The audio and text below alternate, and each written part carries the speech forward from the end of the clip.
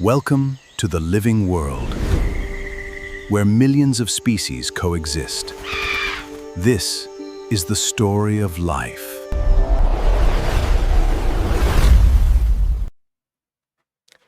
Imagine करो कि आप अमेज़न रेन फॉरेस्ट में गए हो और आपको वहां पे एक ऐसी स्पीशीज दिखाई पड़ती है जो आपने पहले कभी नहीं देखी है। आपको कैसे पता चलेगा कि आपने जो स्पीशीज देखी है वो क्या डिस्कवर हो चुकी है या अभी तक दुनिया के सामने वो डिस्कवर हुई ही नहीं है। हेलो एवरीवन, मेरा नाम पृथा है। I am your biology educator और welcome back to this channel of Adda 24/7 NEET बायोक्वेस्ट। और आज के इस लेक्चर में हम बहुत ही इंटरेस्टिंग चैप्टर क्लास 11th का first chapter the living world पढ़ने जा रहे हैं। तो क्यों जरूरी है लिविंग वर्ल्ड पढ़ना? क्या ऐसी चीजें हैं जो लिविंग वर्ल्ड में हमें पढ़नी है? इस लिविंग वर्ल्ड में ऐसी कई सारी अभी भी चीजें हैं जो डिस्कवर नहीं हुई है, जो दुनिया के सामने आ नहीं पाई है। कई सारी चीजें डिस्कवर हो चुकी है, पर उससे भी ज्यादा चीजें अभी डिस्कवर होना बाकी है। तो आज के इस लेक्चर में हम पढ़ेंगे कि क्या वो तरीके हैं जिससे हम चीजों को क्लासिफाई करते हैं, चीजों का हम कैसे नाम देते हैं, हम कैसे आइडेंटिफाई करते हैं कि हाँ ये ऑर्गेनिज्म पहले कभी डिस्कवर नहीं किया गया है और पहली बार हम इसको देख रहे हैं। तो चलिए हम अपना चैप्टर स्टार्ट करते हैं। सबसे पहले हम पढ़ेंगे कि लिविंग वर्ल्ड में एक्चुअली लिविंग का मतलब क्या है, किस चीज को हम लिविंग बोलेंगे। लिविंग अलग अलग क्राइटेरिया है जिस पे हम डिसाइड करते हैं कि हम किसी चीज को लिविंग बोलेंगे या नहीं बोलेंगे। सबसे पहले हम जिस क्राइटेरिया की बात करने वाले हैं वो है ग्रोथ। क्या है सबसे पहला क्राइटेरिया? है ग्रोथ। ग्रोथ को क्या हम बोल सकते हैं कि एक डिफाइनिंग फीचर है? क्या सिर्फ ग्रोथ को हम बोल सकते हैं कि हाँ भाई किसी चीज में ग्रोथ हो रही है, इसका मतलब ये जिंदा है? क्या ऐसा हम कह सकते हैं? चलिए देखते हैं। ग्रोथ क्या मतलब है? ग्रोथ का, ग्रोथ में हम दो तरीके के कैरेक्टरिस्टिक्स देख सकते हैं जिसको हम क्या बोलते हैं? ट्विन कैरेक्टरिस्टिक्स बोलते हैं। सबसे पहला इंक्रीज इन नंबर और दूसरा इंक्रीज इन मास। क्या है? इंक्रीज इन नंबर और इंक्रीज इन मास। ये दो ट्विन कैरेक्टर्स हैं जिससे हम बोल सकते हैं कि हाँ एक पर्टिकुलर चीज की ग्रोथ हो रही है या पर्टिकुलर चीज में ग्रोथ हो रही है। क्या वो दो चीजें हैं? या तो सेल का नंबर इंक्रीज हो रहा हो या तो मास में इंक्रीज आ रहा हो, बायोमास में इंक्रीज आ रहा हो। इन दो चीजों को हम बोल सकते हैं। पर जो ये ग्रोथ है इसको हम डिफाइनिंग फीचर नहीं बोलते हैं। क्या रीजन है? इसको हम नॉट लिखा है, not a defining feature. Growth को हम डिफाइनिंग फीचर, एक लिविंग ऑर्गेनिज्म का डिफाइनिंग फीचर नहीं बोल सकते हैं। क्यों नहीं बोल सकते हैं? क्या रीजन है इसका? क्योंकि नॉन लिविंग ऑर्गेनिजम्स भी ग्रो करती है। कैसे ग्रो करती है? नॉन लिविंग ऑर्गेनिजम्स तो होते ही नहीं है, I am sorry, non living objects बोल सकते हैं हम। नॉन लिविंग ऑर्गेनिजम्स कुछ नहीं होता, organisms itself means they are living. Non living objects like mountains, boulders, sand mounts, इनमें भी ग्रोथ होती है। कैसे होती है? इनमें जब चीजें अक्यूमुलेट होती रहती है, ऊपर एक सरफेस है, उस पर जब चीजें एक्यूमुलेट होती रहती है तो हम उसको बोल सकते हैं कि उसमें ग्रोथ हो रही है। हाँ, पर ये बात है उसमें अंदर से ग्रोथ नहीं हो रही है। There is no growth from the inside. उसमें एक्सटर्नली चीजें एक्यूमुलेट हो रही है, इकट्ठा हो रही है, इसलिए एक कहीं ना कहीं हम बोल सकते हैं कि उसमें मास बढ़ रहा है तो उसमें ग्रोथ हो रही है। पर इसका मतलब ये नहीं कि उसके अंदर से ग्रोथ हो रही है। तो इसलिए हम ग्रोथ को डिफाइनिंग फीचर नहीं कह सकते। सिर्फ ग्रोथ के बेसिस पे हम किसी को नहीं बोल सकते कि भाई ये लिविंग है, नहीं बोल सकते। तो growth is not a defining feature. उसके बाद हमने देख लिया हमारे दो कैरेक्टरिस्टिक्स है जिसको हम ग्रोथ में कंसीडर करेंगे, या तो मास में इंक्रीज हो रहा हो या नंबर में इंक्रीज हो रहा हो। ठीक है, और हम ग्रोथ को क्या बोलेंगे? Not a defining feature, not a defining feature. अब जो हमारा दूसरा क्राइटेरिया जो हम लेने वाले हैं वो है रिप्रोडक्शन। क्या है? पहला हमारा हो गया ग्रोथ, सेकंड जो हम लेने वाले हैं क्राइटेरिया वो है रिप्रोडक्शन। क्या है? अब रिप्रोडक्शन में क्या देखेंगे हम? रिप्रोडक्शन हमें पता है अलग अलग ऑर्गेनिजम्स अलग अलग तरीके से रिप्रोड्यूस करते हैं, हमारे जो मल्टी सेल्यूलर ऑर्गेनिजम्स है उनका थोड़ा ज़्यादा कॉम्प्लेक्स तरीका है रिप्रोडक्शन करने का, यूनिसेल्युलर ऑर्गेनिजम्स का थोड़ा और सिंपलर तरीका है। पर यूनिसेल्युलर ऑर्गेनिज्म में हम ग्रोथ और रिप्रोडक्शन को अलग अलग रख सकते हैं। क्या मतलब है इसका? इसका मतलब मल्टीसेल्युलर ऑर्गेनिजम्स में ग्रोथ और रिप्रोडक्शन म्यूचुअली एक्सक्लूसिव इवेंट्स है। म्यूचुअली एक्सक्लूसिव इवेंट्स मतलब दोनों अलग अलग हैं। हम रिप्रोडक्शन और ग्रोथ को नहीं बोल सकते कि हाँ दोनों सेम चीज है इसमें, नहीं। मल्टीसेल्युलर ऑर्गेनिजम्स में क्या है, जो ग्रोथ और रिप्रोडक्शन है मल्टीसेल्युलर ऑर्गेनिजम्स में क्या है, म्यूचुअली एक्सक्लूसिव इवेंट्स है, मतलब दोनों अलग अलग होते हैं। Whereas in unicellular organisms जैसे अमीबा और बैक्टीरिया जैसे जिनके पास सिर्फ एक ही सेल होता है, उसमें क्या होता है, उसमें म्यूचुअली इंक्लूसिव इवेंट्स होता है। कैसा होता है? ग्रोथ और रिप्रोडक्शन को हम यूनिसेल्युलर ऑर्गेनिजम्स में म्यूचुअली इंक्लूसिव इवेंट्स बोलते हैं। क्यों बोलते हैं ऐसा, वो हम अब भी देखेंगे। क्यों बोलते हैं ऐसा, क्या लगता है आपको? क्यों बोलते हैं? क्योंकि यूनिसेल्युलर ऑर्गेनिजम्स में जब ग्रोथ हो रहा होगा वही उनके लिए रिप्रोडक्शन भी होगा। कैसे? यूनिसेल्युलर ऑर्गेनिज्म एक ही सेल है, उस पे वो जब डिवाइड करेगा, एक सेल से दो सेल बनाएगा, यहाँ पे ग्रोथ और रिप्रोडक्शन दोनों साथ में हो रहा है। अगर वो दो सेल बना लिया इसका मतलब वो रिप्रोडक्शन भी तो कर गया, क्योंकि वो है ही एक सेल का, वो पूरा ऑर्गेनिज्म ही एक सेल का बना हुआ है। तो जब वो सेल डिवाइड करेगा, एक सेल से दो सेल बनाएगा, तो वो कहीं ना कहीं रिप्रोडक्शन भी कर रहा है। इसलिए इसमें यूनिसेल्युलर ऑर्गेनिजम्स में ग्रोथ और रिप्रोडक्शन दोनों म्यूचुअली इंक्लूसिव इवेंट्स है। मतलब हम दोनों को ऐसे बोल सकते हैं कि हाँ इसमें ग्रोथ भी हो रहा है और रिप्रोडक्शन भी हो रहा है।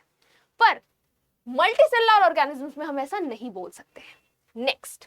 नेक्स्ट हम क्या देखेंगे, अलग अलग ऑर्गेनिजम्स में अलग अलग तरीके हैं रिप्रोडक्शन के।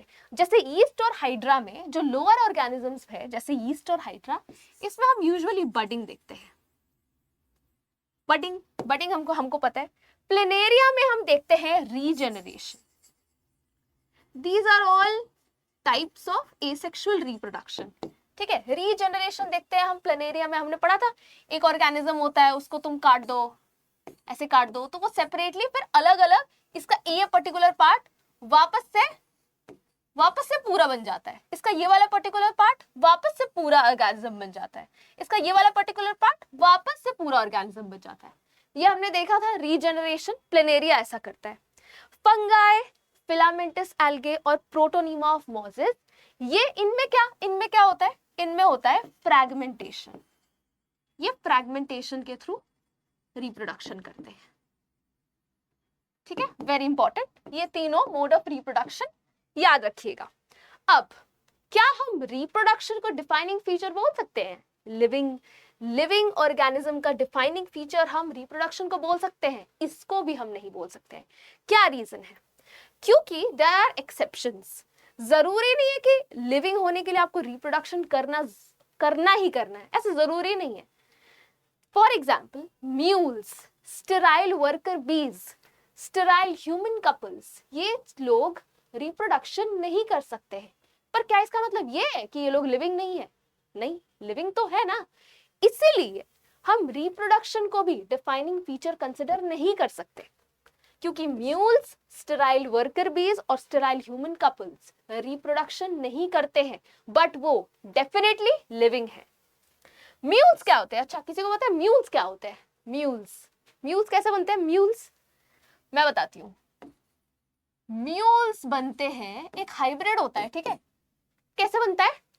जब एक मेल डोंकी, ठीक है, मेल डोंकी को फर्टिलाइज कराया जाता है, किसके साथ? फीमेल हॉर्स के साथ। ठीक है, किसके साथ? फीमेल हॉर्स के साथ, तब म्यूल्स बनते हैं। And mules are sterile in nature, वो लोग रिप्रोडक्शन नहीं कर सकते हैं। ठीक है, ये हमने पढ़ लिया, रिप्रोडक्शन हमने पढ़ लिया। हमने दो कैरेक्टर्स पढ़ लिए, ग्रोथ पढ़ लिया, रिप्रोडक्शन पढ़ लिया, दोनों ही डिफाइनिंग फीचर नहीं थे। तीसरा जो हम पढ़ने वाले हैं वो है मेटाबॉलिज्म। क्या है? मेटाबॉलिज्म। अब मेटाबॉलिज्म क्या होता है? मेटाबॉलिज्म मतलब होता है जितने भी तरीके के केमिकल रिएक्शंस हमारे बॉडी में हो रहे हैं उसको ऑल टुगेदर हम मेटाबॉलिज्म बोलते हैं। हम बोलते हैं ना, अरे मेरा मेटाबॉलिज्म बहुत फास्ट है, मैं मोटा नहीं होता, मेरा वेट गेन नहीं होता जल्दी, मेरा मेटाबॉलिज्म बहुत फास्ट है। क्या मतलब है उसका मेटाबॉलिज्म का? मेटाबॉलिज्म मतलब एक लिविंग ऑर्गेनिजम्स में जितने भी तरीके के केमिकल रिएक्शंस हो रहे हैं, it is the sum total of all the chemical reactions occurring in our body. ठीक है, अब मेटाबॉलिज्म में दो तरीके के रिएक्शंस आ सकते हैं जिसे हम बोलते हैं एनाबॉलिज्म या कैटाबॉलिज्म। एनाबॉलिज्म मतलब क्या होगा? दो तरीके के होते हैं मेटाबॉलिज्म में। एनाबॉलिज्म मतलब जिसमें चीजें बन रही हो। ठीक है, कैटाबॉलिज्म में ऐसा रिएक्शन, कैटाबॉलिज्म में ऐसा रिएक्शन जहां पे चीजों का ब्रेक डाउन हो रहा हो। क्या हो रहा हो? चीजें टूट रही हो, ब्रेक डाउन हो रहा हो। कैटा से याद रखो, कैटा काटना। ठीक है, कैटा से याद रखो चीजें कट रही है। ठीक है, कट हो रही है मतलब ब्रेक डाउन हो रही है। क्या हो रही है? ब्रेक डाउन हो रही है। ठीक है, उसका बिल्कुल ऑपोजिट है एनाबॉलिज्म। एनाबॉलिज्म मतलब चीजें बिल्ड हो रही है, ऐसा रिएक्शन हो रहा है जिससे प्रोडक्ट फॉर्मेशन हो रहा है। ठीक है, बिल्ड हो रही है चीजें, बिल्डिंग, कोई चीज बिल्ड हो रही है। ठीक है, और यहाँ पे ब्रेक डाउन हो रही है। ठीक है, मेटाबॉलिज्म में एनाबॉलिज्म और कैटाबॉलिज्म दोनों आता है। ठीक है, तो हमने देख लिया मेटाबॉलिज्म। अब हम मेटाबॉलिज्म को डिफाइनिंग फीचर बोल सकते हैं? बोल सकते हैं हम। मेटाबॉलिज्म एक विदाउट एक्सेप्शन, कोई एक्सेप्शन नहीं है, हर लिविंग ऑर्गेनिज्म में मेटाबॉलिज्म होता है, कोई एक्सेप्शन नहीं है, इसलिए हम इसको डिफाइनिंग फीचर कंसिडर करते हैं। Metabolism is a defining feature of living organisms. Growth और रिप्रोडक्शन नहीं था, पर मेटाबॉलिज्म डिफाइनिंग फीचर है लिविंग ऑर्गेनिजम्स का, क्योंकि विदाउट एनी एक्सेप्शन हर लिविंग ऑर्गेनिज्म में, क्योंकि हर लिविंग ऑर्गेनिज्म के पास सेल भी तो है, हम अपने नेक्स्ट स्लाइड में पढ़ेंगे। सेल का बहुत इंपॉर्टेंट पार्ट है। सेल में ही तो मेटाबॉलिज्म केमिकल रिएक्शंस हो रही है, तो मेटाबॉलिज्म क्या है? एक डिफाइनिंग फीचर है। ठीक है, और ऐसा कोई भी नॉन लिविंग ऑब्जेक्ट प्रेजेंट ही नहीं है जो मेटाबॉलिज्म शो कर सके। ठीक है, इसलिए विदाउट एक्सेप्शन हम इसको एक डिफाइनिंग फीचर बोल सकते हैं लिविंग ऑर्गेनिजम्स का। नेक्स्ट है हमारा सेल्यूलर ऑर्गेनाइजेशन। मैंने बोला ना, मेटाबॉलिज्म और सेल्यूलर ऑर्गेनाइजेशन कहीं ना कहीं कनेक्टेड है। ठीक है, सेल्यूलर ऑर्गेनाइजेशन में क्या है? इसका मतलब ये बोल रहे हैं कि living organisms are made of cells. Living organisms are made of cells, और उन सेल्स में केमिकल रिएक्शंस तो हो ही रही हैं, आर मेड ऑफ सेल्स। तो सेल्यूलर ऑर्गेनाइजेशन अगर है, अगर एक सेल है, ठीक है, सेल है, न्यूक्लियस है, इसका मतलब ही है कि वो एक डिफाइनिंग फीचर कहलाएगा। कैसे? एक डिफाइनिंग फीचर है। जैसे मेटाबॉलिज्म था, सेल्यूलर ऑर्गेनाइजेशन भी एक डिफाइनिंग फीचर है, क्योंकि किसी भी नॉन लिविंग ऑब्जेक्ट में सेल नहीं होता। सेल हमने पढ़ा था, cell the unit of life. हमने क्यों बोला था cell the unit of life? हम बचपन से चैप्टर पढ़ते आ रहे हैं, cell the unit of life, क्योंकि लाइफ लिविंग है तो सेल होगा। हमने वायरस के केस में पढ़ा था, वायरस को हम पूरा लिविंग नहीं बोलते, क्योंकि वो इंसान के, क्योंकि उसको एक होस्ट ऑर्गेनिज्म चाहिए होता है। होस्ट के बाहर जब तक वो है, वो नॉन लिविंग की तरह ही बिहेव करता है। वायरस का हमने केस देखा था। ठीक है, तो मेटाबॉलिज्म रिक्वायर्स एन एनवायरनमेंट। ठीक है, और सेल प्रोवाइड्स दैट एनवायरनमेंट। वो केमिकल रिएक्शंस करने के लिए, मेटाबॉलिज्म के लिए जो एनवायरनमेंट चाहिए वो सेल प्रोवाइड करता है। तो cellular organisation is a defining feature of life forms. ये भी हो गया हमारा। नेक्स्ट हम देखेंगे जो हमारा कौन सा, हमने 4 चीजें देख ली, ग्रोथ, रिप्रोडक्शन, उसके बाद क्या था? ग्रोथ, रिप्रोडक्शन, फिर हमने देखा, उसके बाद हमने क्या क्या चीजें देखी बताओ?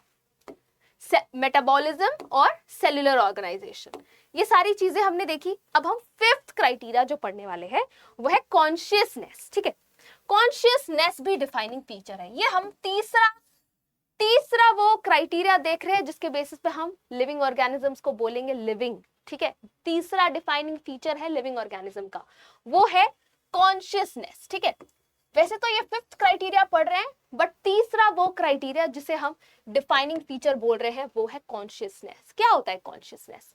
Consciousness is the ability of organisms to respond to their external environment. External environment में ऐसा कुछ हो, ऐसा कुछ स्टिमुलस उनको बाहरी दुनिया से मिले जिस पर वो रिस्पॉन्ड करे। ठीक है, उसको हम क्या बोलते हैं?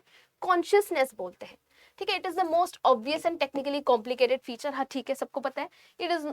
ठीक है, और ability to sense their surroundings and respond to the environment stimulus. ठीक है, इसे हम क्या बोलते हैं? हम बोलते हैं इसको कॉन्शियसनेस। क्या होता है? हमको फिजिकल एनवायरनमेंट से एक स्टिमुलस मिलता है।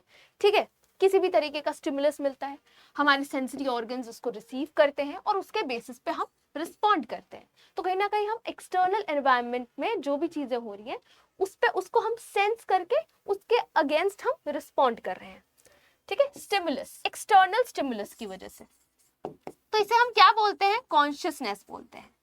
अब सारे लिविंग ऑर्गेनिजम्स के पास कॉन्शियसनेस तो है, चाहे वो छोटा से छोटा अमीबा क्यों ना हो या बड़े से बड़ा मैमल क्यों ना हो, कॉन्शियसनेस तो है।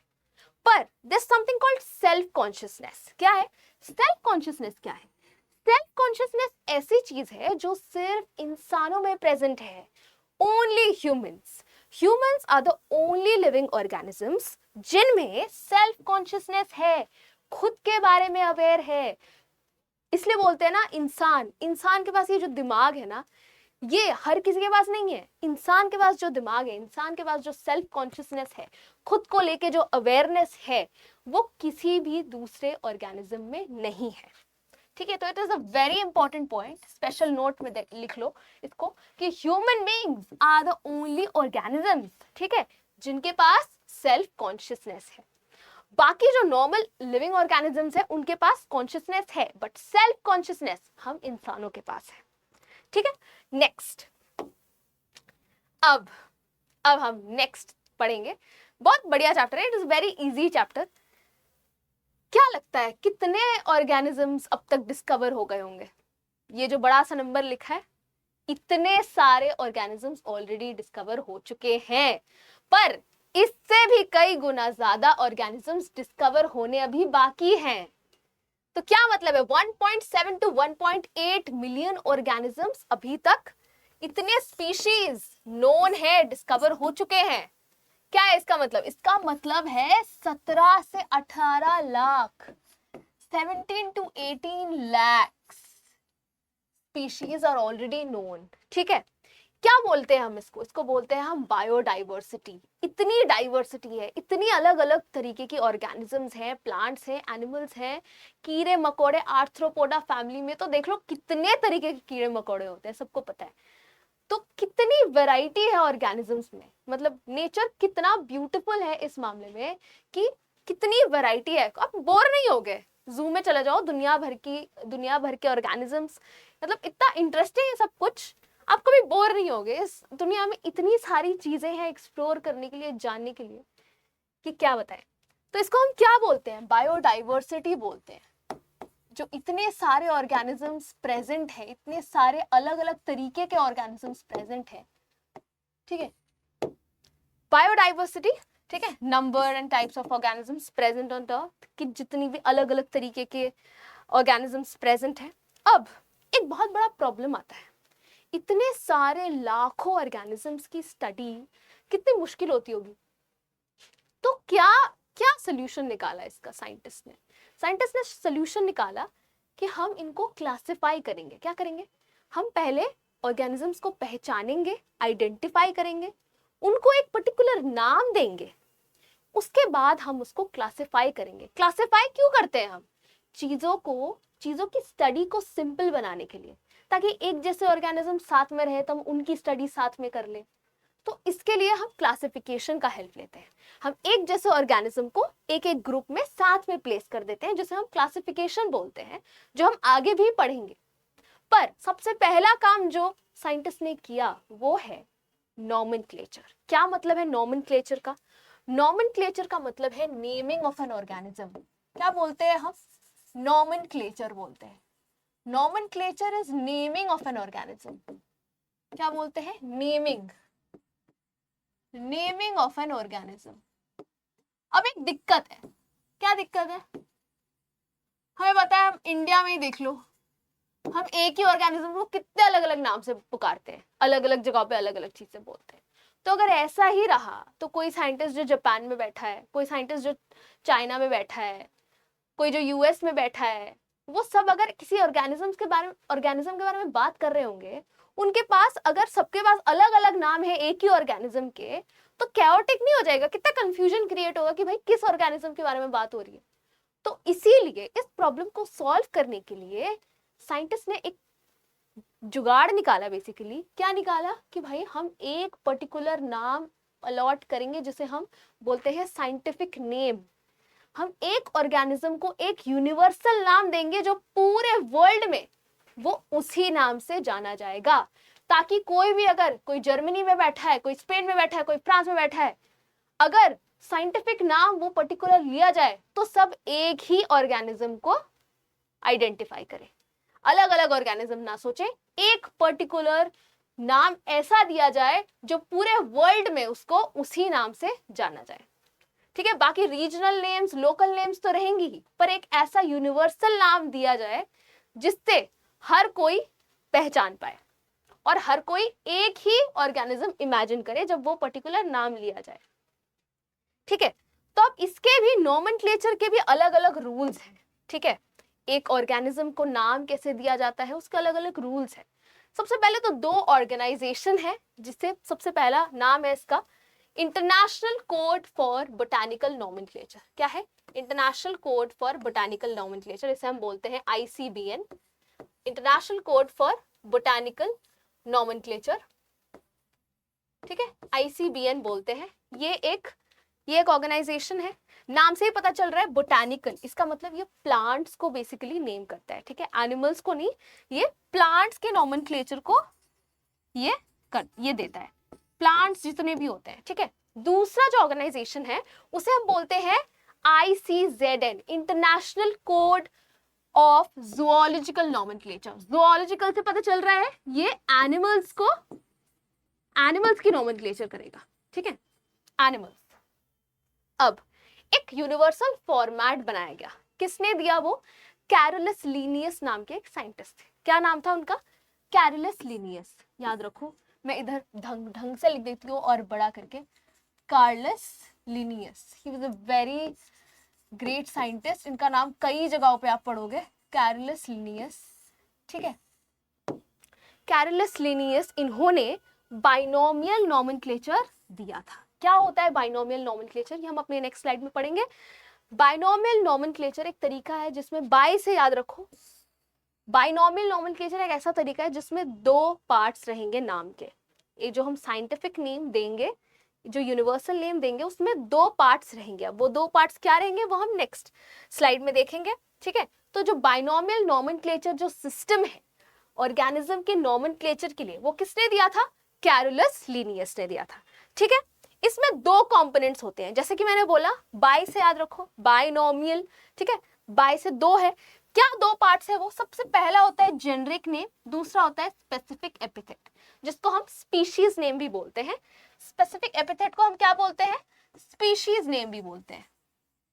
स्पीशीज नेम सबसे पहला जो रहता है बाइनोमियल नॉमेनक्लेचर, दो चीजें रहेंगी। ठीक है, सबसे पहला जो रहेगा वो है जीनस। ठीक है, जीनस, या फिर हम उसको जेनरिक नेम भी बोलते हैं। दूसरा रहेगा स्पेसिफिक एपिथेट, या जिसे हम स्पीशीज नेम भी बोलते हैं। ठीक है, चलो नेक्स्ट स्लाइड में चलते हैं हम। ऐसा रहेगा, देखो, दिस इज मैंजिफेरा इंडिका लिन। किस चीज का साइंटिफिक नेम है ये? मैंगो का। किसका? मैंगो। मैंगो का साइंटिफिक नेम है ये। साइंटिफिक नेम है किसके अकॉर्डिंग? जो बाइनोमियल नॉमेनक्लेचर के अकॉर्डिंग दिया गया है। देखो, इसमें दो है। सबसे पहले मैंजिफेरा इंडिका। मैंजिफेरा क्या है? Mangifera is the name of the genus. Indica क्या है? Indica is the name of the species या स्पेसिफिक एपिथेट। ठीक है, लिन हम देखेंगे, लिन का क्या मतलब है, इसको 2 मिनट थोड़ी देर के लिए भूल जाओ। सबसे पहले मैं डिस्कस करने वाली हूं कि क्या क्या रूल्स हैं। ठीक है, क्या क्या यूनिवर्सल रूल्स बनाई गई है, यूनिवर्सल रूल्स बनाई गई हैं एक ऑर्गेनिज्म को नेम करने के लिए। ठीक है, सबसे पहला जो रूल है वो है, देखो सबसे पहला रूल हमारा देखेंगे ये। ठीक है, जीनस, जीनस जो होगा, ठीक है, दिस इज द जीनस, मैंजिफेरा यहाँ पे जीनस है। जीनस का सबसे पहला लेटर हमेशा कैपिटल होगा। क्या होगा? देखो यहाँ पे M इज कैपिटल। हमेशा जीनस का फर्स्ट लेटर हम हमेशा कैपिटल में लिखेंगे किसी भी ऑर्गेनिज्म का जब हम नॉमेनक्लेचर कर रहे होंगे। ठीक है, उसके बाद जो स्पीशीज का जो नॉमेनक्लेचर करेंगे, स्पीशीज का पहला लेटर क्या लिखेंगे हम? स्मॉल लिखेंगे। ठीक है, ये कैपिटल लिख दिया। ठीक है, स्पेसिफिक एपिथेट जो है, ठीक है, उसका always start with small letter. ठीक है, जो स्पीशीज नेम होगा उसका सबसे पहला लेटर क्या होगा? स्मॉल होगा। ठीक है, ये हो गया। उसके बाद हमेशा याद रखना, these names are always derived from Latin। ठीक है, लैटिन होते हैं यूजुअली, और लैटिन जब नहीं होते हैं तो लैटिनाइज किए जाते हैं, और जब लिखते हैं हम उसको, जब हम उसको लिख रहे होते हैं हैंड रिटन में, हम उसको इटैलिक्स में लिखते हैं। कैसे लिखते हैं? इटैलिक्स में, हैंड रिटन में तो हम इटैलिक्स लिखते नहीं है, कुछ लोग लिख भी लेते हैं, पर जब हम टाइप करते हैं तो उसको हम इटैलिक्स में लिखते हैं। ठीक है, अब जो अपने टेक्स्ट बुक्स में भी देखोगे इटैलिक्स में लिखा हुआ कोई भी साइंटिफिक नाम, किसी भी ऑर्गेनिज्म का साइंटिफिक नाम इटैलिक्स में लिखा होगा। देखो लैटिन ओरिजिन होता है, कहा गया पेन हमारा, लैटिन ओरिजिन होता है। ठीक है, टाइप्ड इन इटैलिक्स। ठीक है, separately underline when hand written.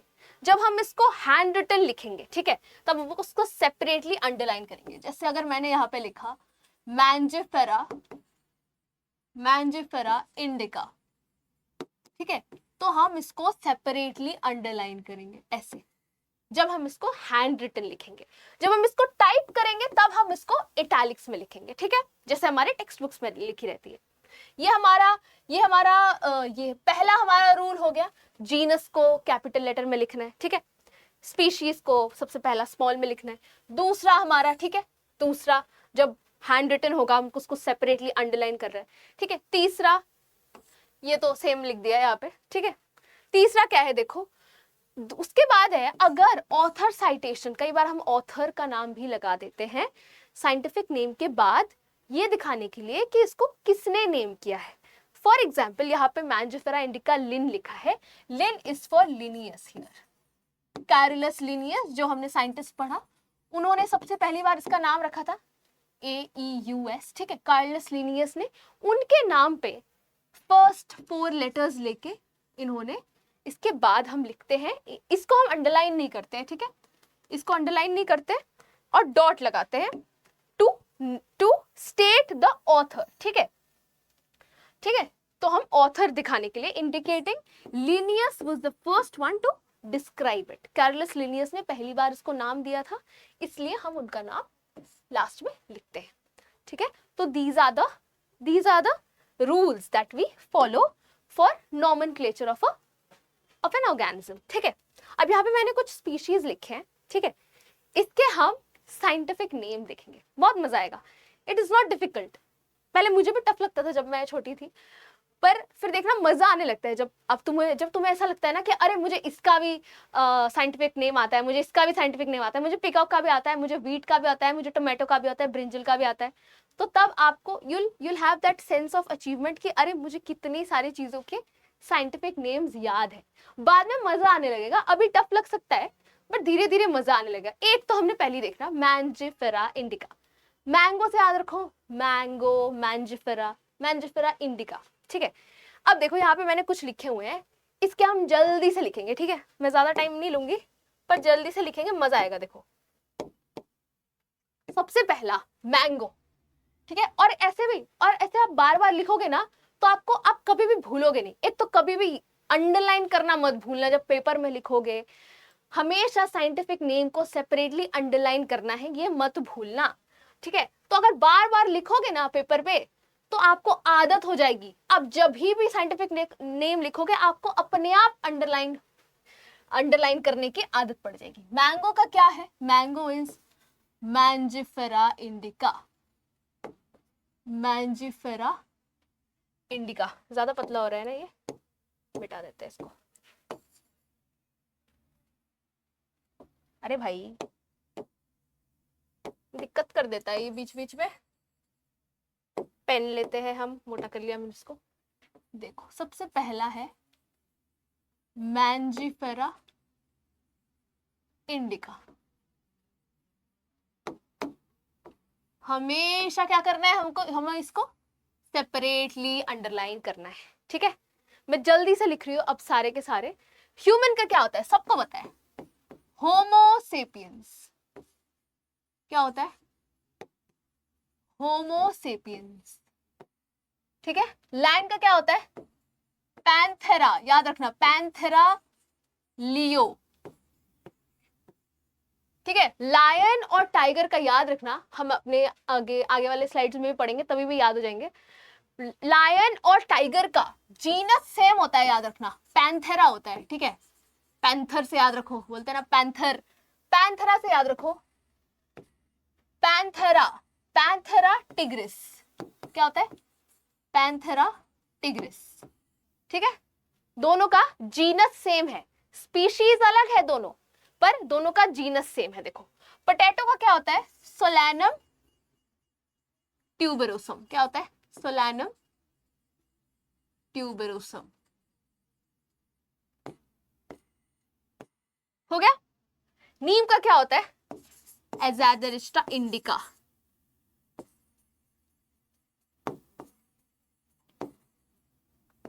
इसको सब अलग अलग प्रोनाउंस करते हैं, देख लेना तुम लोग क्या प्रोनाउंस करना है, ठीक है। हो गया, ये हो गया, नीम भी हो गया। हाउस फ्लाई, मस्का डोमेस्टिका, याद रखो। डोमेस्टिक, डोमेस्टिक से याद रखो घर पे। House fly, house fly, house मतलब डोमेस्टिक, डोमेस्टिका, ठीक है। मस्का, मस्का मारना, ठीक है। मस्का डोमेस्टिका, हाउस फ्लाई, ठीक है। वीट का क्या होता है? Triticum aestivum. इसको बहुत अच्छे से याद कर लेना, वीट का बहुत बार आपको देखने को मिलेगा, ट्रिटिकम एस्टिवम, ठीक है। ये हो गया। अनियन का क्या होता है? Allium cepa, allium cepa onion का होता है, ठीक है। उसके बाद पीकॉक का क्या होता है? पैवोक्रिस्टेटस। क्या होता है? पैवोक्रिस्टेटस। देखो मैं गलती कर रही हूँ क्या वो लिखने में, कि मतलब कहीं कहीं कैपिटल नहीं लिखा या कहीं स्मॉल नहीं लिखा। देखो हर जगह सही लिखा है ना मैंने, ऐसे ही सही लिखना है, बिल्कुल स्पेलिंग भी सही होना चाहिए। बार बार लिखोगे तो याद हो जाएगा, ठीक है। स्पेलिंग गलती नहीं करनी है, मैंने देखो कितने साफ साफ लिखा है, ठीक है। ऐसे याद करते चलना है, बहुत अच्छे से याद रहेगा, ऐसे लिखते चलना, ठीक है। लास्ट हमारा कॉकरोच, ठीक है। कॉकरोच बहुत तंग करता है। कॉकरोच का क्या होता है? देखो पेरीप्लैनेटा अमेरिकाना, पेरीप्लैनेटा अमेरिकाना,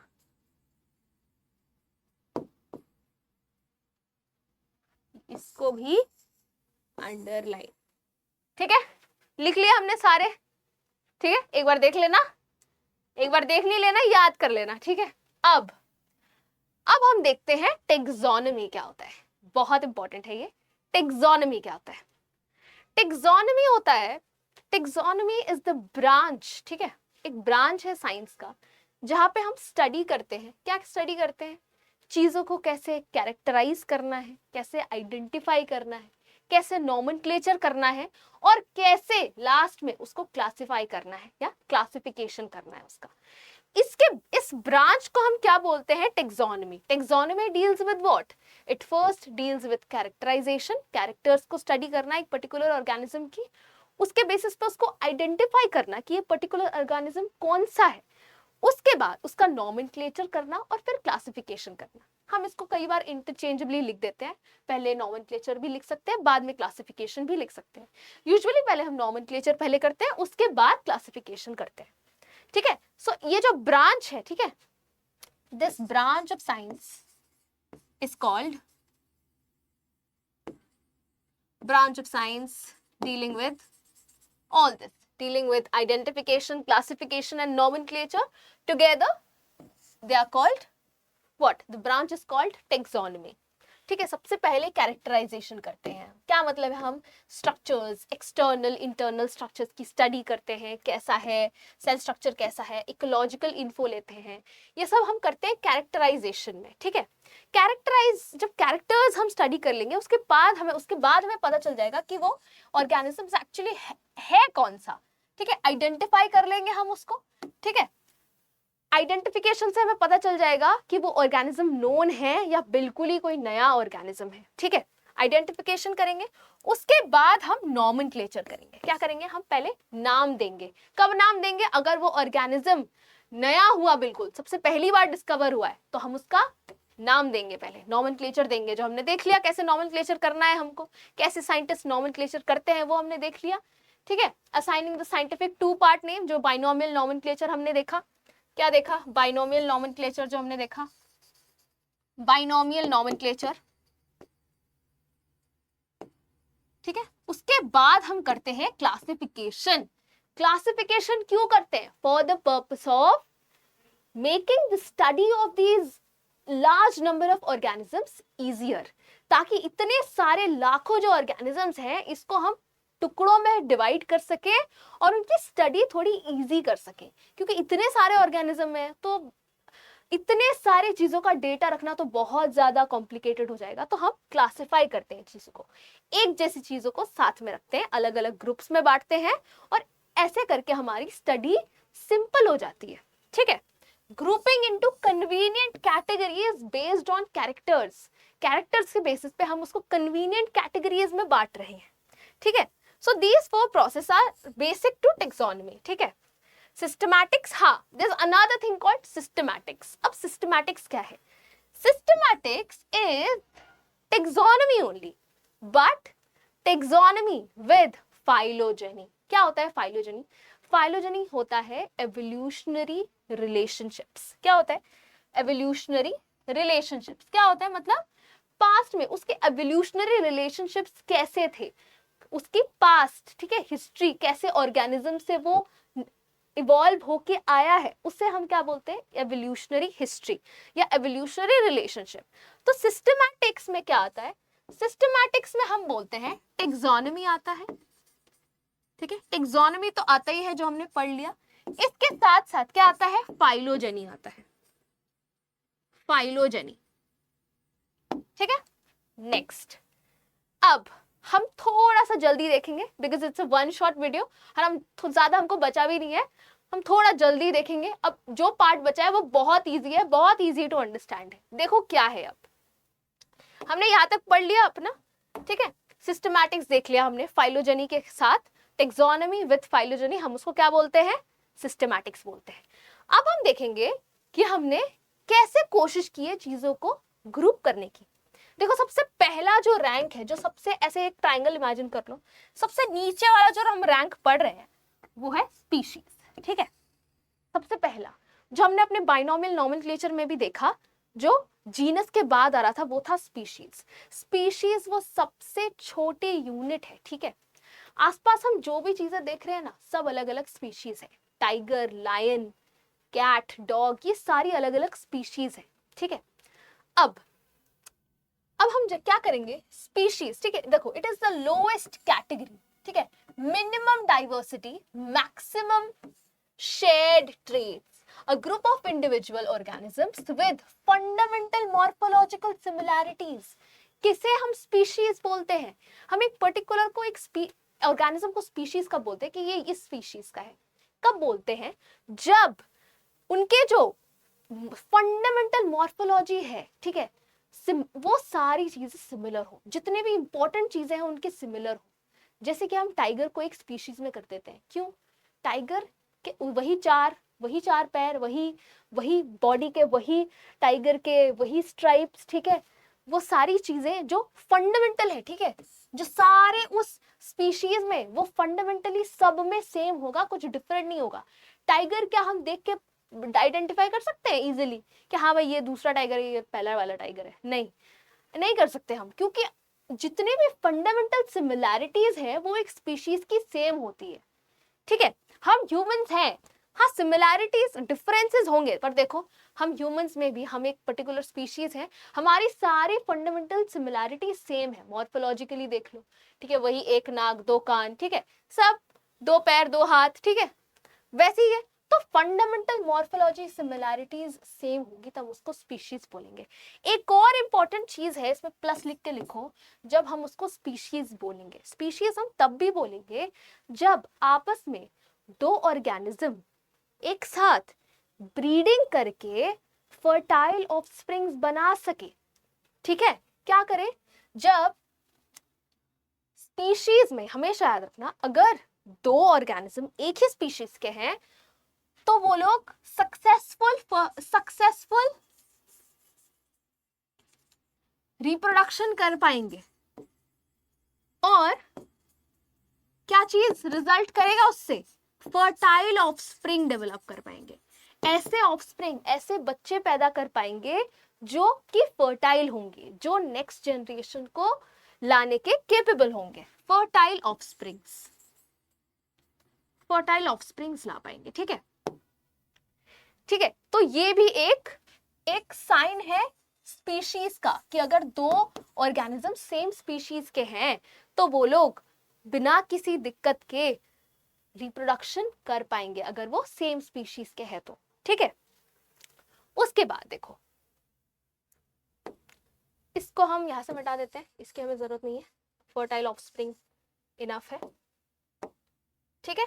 अब देखो, अब एग्जाम्पल देखो, स्पीशीज देख रहे हैं, ठीक है? स्पीशीज हम देख रहे हैं, स्पीशीज सबसे लोएस्ट कैटेगरी है, ठीक है? ऐसा एक ट्रायंगल दिमाग में इमेजिन करो, सबसे पहले हम स्पीशीज में है, ठीक है? स्पीशीज अब देखो, जैसे मैंजिफेरा इंडिका है, अरे मेरा माइक, हाँ, सबसे पहले जैसे मैंजिफेरा इंडिका है, मैंजिफेरा इंडिका में मैंने क्या बताया था? मैंजिफेरा क्या है? जीनस है, और इंडिका क्या है? स्पीशीज है। देखो, मैंगो में इंडिका क्या है? स्पीशीज है, यही स्पीशीज जिसकी हम बात कर रहे हैं। सोलैनम ट्यूबरोसम किसका बताया था? पोटैटो। देखो, पोटैटो का ट्यूबरोसम क्या है? स्पीशीज नेम है। पैंथेरा लियो, लायन का साइंटिफिक नेम। पैंथेरा लियो में लियो क्या है? स्पीशीज है, ठीक है? लियो, ट्यूबरोसम, इंडिका, इन सब से पता चल रहा है कि ये इस पर्टिकुलर स्पीशीज के हैं, जबकि ये जो है मैंजिफेरा, सोलैनम, पैंथेरा, ये सब जीनस है, ठीक है? अब हम देखेंगे जीनस कैसे बनता है। देखो, नेक्स्ट कैटेगरी, लोएस्ट कैटेगरी था, अब हम एक कैटेगरी ऊपर चलेंगे इसके, ठीक है? क्या है? जीनस है। देखो, स्पीशीज के बाद क्या है? जीनस है। जीनस कैसे बनता है? कई सारी रिलेटेड स्पीशीज, ठीक है?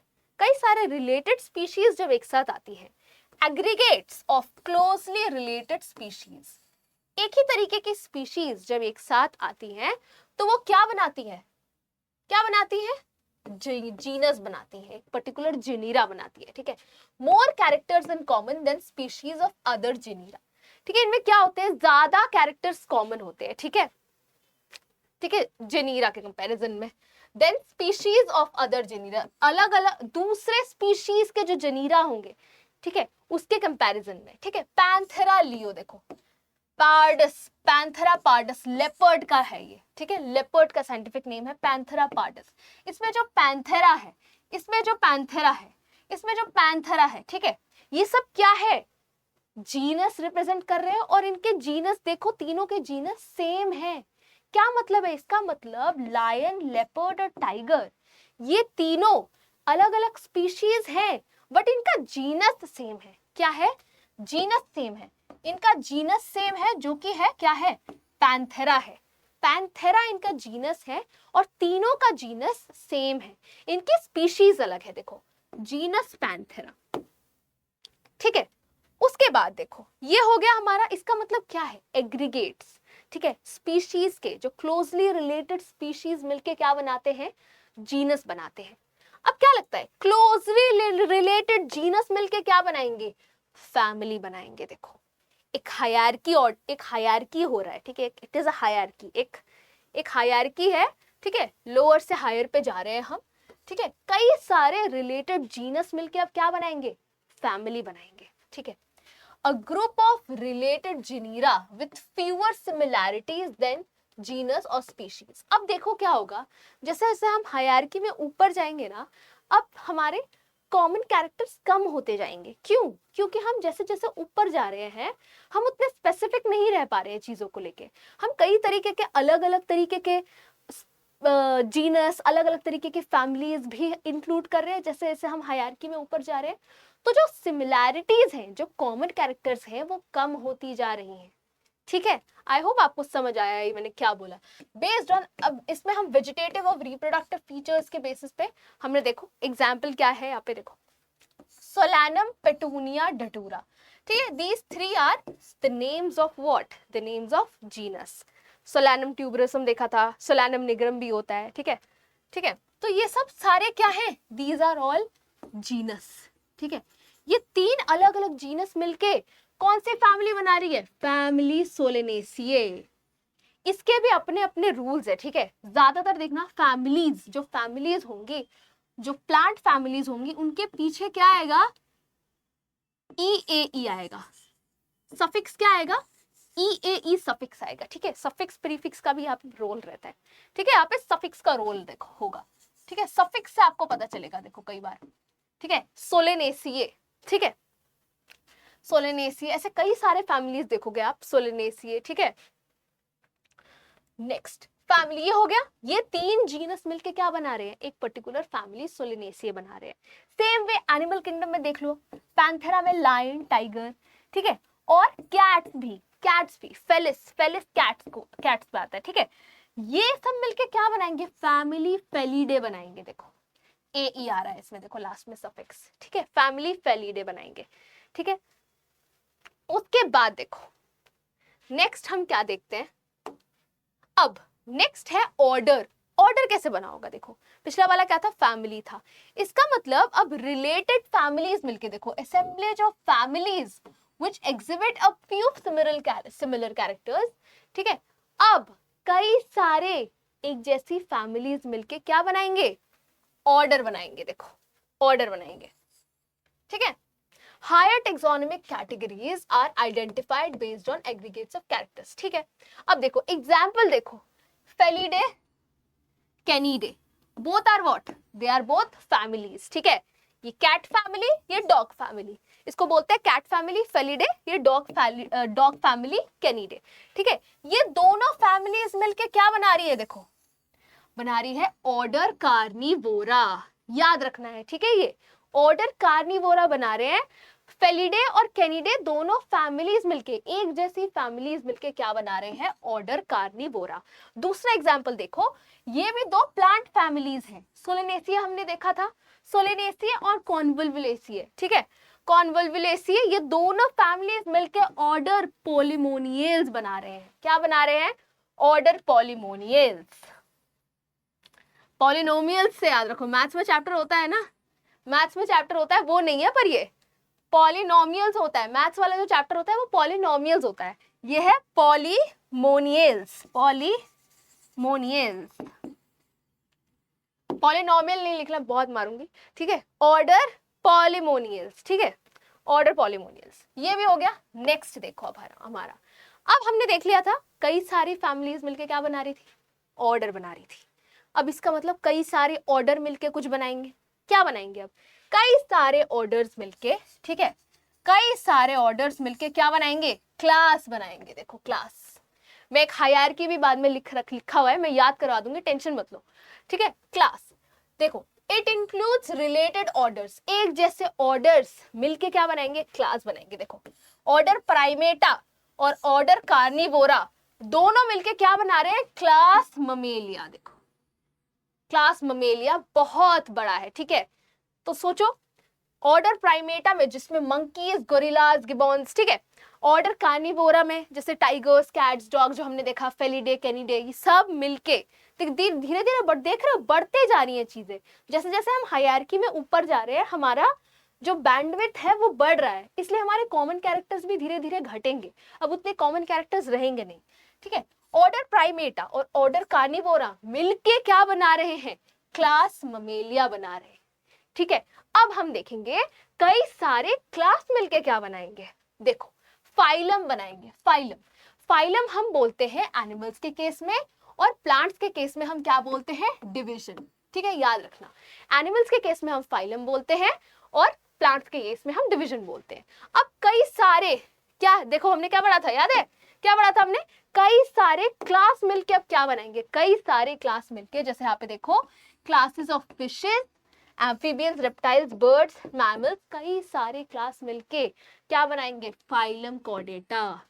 क्या बनाएंगे, फाइलम कॉर्डेटा। ये हम एनिमल किंगडम में पढ़ते हैं बहुत डिटेल में, फाइलम कॉर्डेटा, सारे फाइलम्स पढ़ते हैं हम। ठीक है, ये फाइलम कॉर्डेटा नाम कहाँ से आया, on the presence of notochord. ठीक है, इनके पास नोटोकॉर्ड प्रेजेंट होता है, इसलिए हम कॉर्डेटा बोलते हैं। जिनमें नोटोकॉर्ड प्रेजेंट नहीं होता तो हम नॉन कॉर्डेट्स में डालते हैं। ये सब हम एनिमल किंगडम में पढ़ेंगे, यहाँ पे हमें क्लासिफिकेशन के पॉइंट ऑफ व्यू से देखना है। तो ये हो गया। ठीक है, नेक्स्ट, अब कई सारे फाइलम मिलके क्या बनाएंगे, हाईएस्ट कैटेगरी। सबसे पहले तो kingdom is the highest category, kingdom पे खत्म हो जाता है, kingdom is the highest category, classification system. ठीक है, किंगडम पे हम किंगडम में देखते हैं, सबसे हाईएस्ट कैटेगरी में देखते हैं हम एनिमल किंगडम और प्लांट किंगडम। ठीक है, कई सारे फाइलम्स मिलके अब क्या बना रहे हैं, एक बड़ा सा किंगडम बना रहे हैं, जिसको हमने मेजरली बोला हुआ है एनिमल किंगडम और प्लांट किंगडम। एनिमल किंगडम्स में सारे एनिमल्स आते हैं, अलग अलग तरीके के फाइलम्स इंक्लूडेड हैं इसमें, और इसमें क्या आते हैं, प्लांट किंगडम में क्या आते हैं, अलग अलग डिविजन्स आते हैं, क्योंकि प्लांट्स के केसेस में हम क्या बोलते हैं, डिविजन्स बोलते हैं। ठीक है, ये हो गया। अब देखो, दिस इज द थिंग, कैसे याद रखोगे, देखो ये तो स्पीशीज और जीनस तो तुमको बाइनोमियल नोमेनक्लेचर से ही याद हो गया होगा। ठीक है, सबसे पहला वाला क्या होता है, जीनस, दूसरा वाला स्पीशीज, ये दोनों हो गया। उसके बाद ऐसे याद रखो, उसके बाद ऐसे याद रखो, यहाँ पे मैंने कुछ गलत लिखा है क्या, यहाँ पे मैंने गलत लिखा है, देखो देखो देखो देखो, गलत लिखा है मैंने यहाँ पे, ये और ये गलत लिख दिया है मैंने, गलत गलत गलत, क्या गलत लिखा है बताओ। फैमिली के बाद क्या आता है, ऑर्डर आता है, फिर मैंने उल्टा लिखा था, ऑर्डर आता है फिर क्लास आता है। ठीक है, क्लास ममेलिया। ठीक है, दिस इज द हायरार्की, ये हायरार्की है हमारी, species, genus, family, order, class, phylum, kingdom. ठीक है, ये याद रखना है। कैसे याद रखो, ये दोनों याद हो गया, इसको COF से याद रख लो, देखो COF, कॉफ। ठीक है, इससे याद रख लो। ये ज्यादातर लोगों को ऊपर के दो नीचे के दो याद रहते हैं, इस तीनों में कंफ्यूजन होता है। ठीक है, कौन सा कब है, COF करके याद रखो। ठीक है, ऊपर से याद रखो COF, क्लास, ऑर्डर, फैमिली। ठीक है, ऐसे याद रखो। और ये एरो मैंने क्यों डाला है, जैसे जैसे हम हायरार्की में ऊपर जाएंगे कॉमन कैरेक्टर्स विल डिक्रीज। देखो, कॉमन कैरेक्टर्स क्या होंगे, डिक्रीज होंगे। ठीक है, कॉमन कैरेक्टर्स क्या होंगे, डिक्रीज होंगे। ठीक है, ये एक टेबल बना है जिसमें आपको हर तरीके के कौन सा जीनस है, कौन सा फैमिली है, ऑर्डर है, क्लास है। ठीक है, NCERT का एक बहुत इंपॉर्टेंट टेबल, NCERT का टेबल है ये, इसको याद रखना है, एग्जाम पॉइंट ऑफ व्यू से नीट में क्वेश्चंस बन सकते हैं, इसको याद रखना है। मैंने ये सब चीजें तो बता दी थी आपको जब मैं साइंटिफिक नेम्स पढ़ा रही थी। मैन का होमोसेपियंस होता है। ठीक है, इससे आपको जीनस और स्पीशीज का पहले पता चल जा रहा है। हाउस फ्लाई का मस्का डोमेस्टिका, मैंगो का मैंजिफेरा इंडिका, वीट का ट्रिटिकम एस्टिवम, ये सब आपको जीनस और स्पीशीज आपको साइंटिफिक नेम से ही पता चल जा रहा है। अब इसके अलावा जो फैमिली है, ऑर्डर है, क्लास है, फाइलम है, किंगडम तो बहुत सिंपल होता है, एनिमल किंगडम, प्लांट किंगडम ही है बस। तो इसको अच्छे से याद करना है। ठीक है, होमो, मस्का, मैंजिफेरा, जीनस तो पहले से ही पता चल रहा है, नाम से ही पता चल रहा है। फैमिली देखो, मैन की होमिनिडे, फैमिली में याद रखो, देखो जितने भी फैमिली है लास्ट में सफिक्स देखो, AE सफिक्स है। मुसिडे, हाउस फ्लाई का, एनाकार्डेसिए किसका, मैंगो का, देखो। ठीक है, ये सफिक्स याद रखो। पोएसिए, वीट का फैमिली, पोएसिए याद रखो। ठीक है, फैमिली याद रखनी है सबकी। ऑर्डर, मैन का प्राइमेटा, हाउसफ्लाई का डिप्टेरा, सैपिंडेल्स, मैंगो का सैपिंडेल्स, ठीक है, ऑर्डर सैपिंडेल्स, पोएल्स। इसमें क्या आ रहा है, मेजरली सफिक्स ईएस आ रहा है, देखो ईएस सफिक्स आ रहा है, ठीक है। हाँ कुछ कुछ एक्सेप्शंस है, ठीक है। क्लास ममेलिया, ठीक है, मैन का ममेलिया याद रहेगा, हाउस फ्लाई का इंसेक्टा याद रहेगा, इंसेक्ट से याद रहेगा, ठीक है। Dicotyledon, mango is a dicotyledon, इससे आया है डाइकोटिलिडने, और ये मोनोकोटिलिडने, व्हीट इज मोनोकॉट, सो उससे आया है हमारा क्लास मोनोकोटिलिडने, ठीक है। फाइलम तो याद रहेगा Chordata man, house fly arthropoda phylum है, ठीक है। एनिमल किंगडम में हम बहुत डिटेल में पढ़ते हैं, ठीक है। मैंगो एंजियोस्पर्म और व्हीट भी एंजियोस्पर्म, फ्लावरिंग प्लांट्स, ठीक है। ये पूरा हो गया, हमने अपना चैप्टर कंप्लीट कर दिया है। आई होप आपको हर चीज समझ आई होगी। अगर कोई भी डाउट है तो आप कमेंट सेक्शन में लिख सकते हैं and I will help you out. Thank you so much. हर चीज जो मैंने इसमें डिस्कस की, ये वन शॉट में वीडियो था। आई होप आपको समझ आया होगा और सारी चीजें याद कर लेना। Thank you.